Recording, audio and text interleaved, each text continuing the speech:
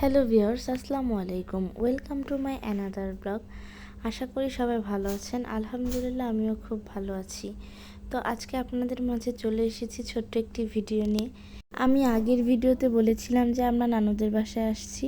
তো এখানে এসেই আমরা নৌকা ঘুরতে এসেছিলাম। প্রচণ্ড বৃষ্টির কারণে কোথাও ঘুরতে যেতে পারছিলাম না। তো ওই দিন যেহেতু বৃষ্টি কম ছিল, তাই আমরা সবাই মিলে ঘুরতে বের হয়েছি। এখন যেহেতু বর্ষাকাল, চারিদিকে খুব পানি।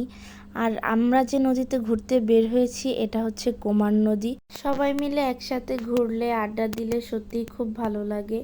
তো শুধু এই বর্ষার সিজনে আমরা না, আরও অনেকেই নৌকা নিয়ে ঘুরতে বের হয়েছে।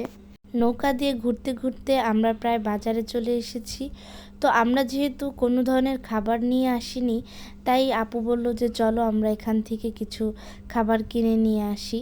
তাই আমরা বাচ্চাদের নৌকায় রেখে আমি, আপু, মামি ওরা সবাই মিলে বাজারে চলে যাচ্ছি। দেখি বাজারে কি কি পাওয়া যায়। তো ফার্স্টে আমরা আখ কেনার জন্য এসেছিলাম। তো আমরা যেহেতু শেষবেলায় এসেছি, তাই আখগুলো শেষ হয়ে গিয়েছিল।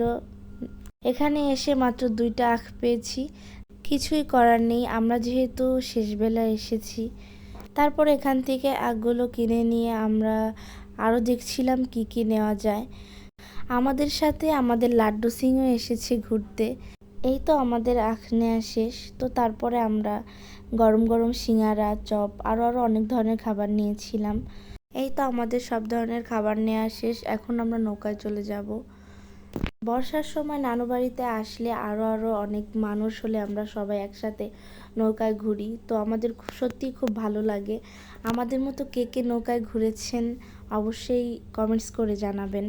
আমাদের বাসায় ফিরতে ফিরতে অনেক রাত হয়ে গিয়েছিল, আর খুব ভালোই লাগছিল। সব ভাই বোন মিলে অনেক গান গেয়েছিলাম, অনেক আড্ডা দিয়েছিলাম, অনেক গল্প করেছিলাম। তো এই বর্ষাকালে কার কার নৌকা ঘুরতে ভালো লাগে অবশ্যই কমেন্টস করে জানাবেন। আজকের ভিডিওটা এখানেই শেষ করছি। সবাই ভালো থাকবেন, সুস্থ থাকবেন। আল্লাহ হাফেজ।